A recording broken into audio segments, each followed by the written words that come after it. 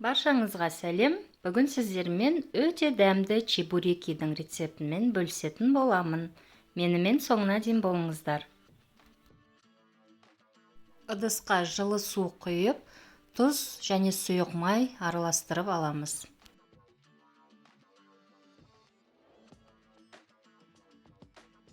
Үстінен ұнымызды салып, жұмсақ қамыр илейміз.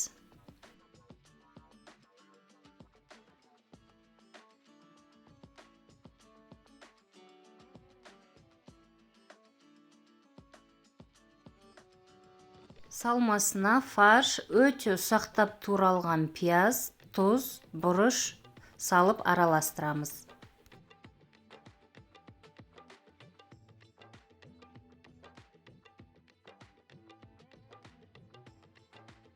Дайын болған қамырымызды осылай бөліктерге бөлеміз. Мен таразыға өлшеп, әрқайсысын 40 граммнан өлшеп бөлдім.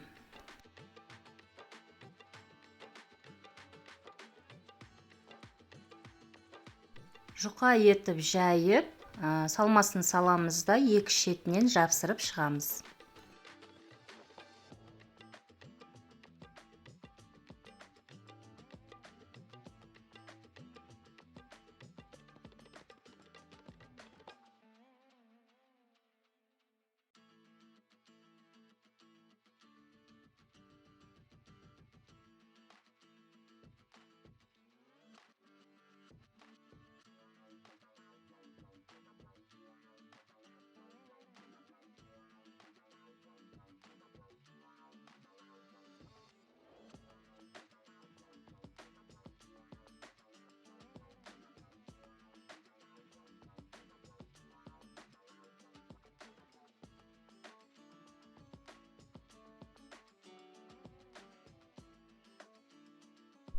Қызып тұрған майымызда екі жағын қызартып, қуырып аламыз.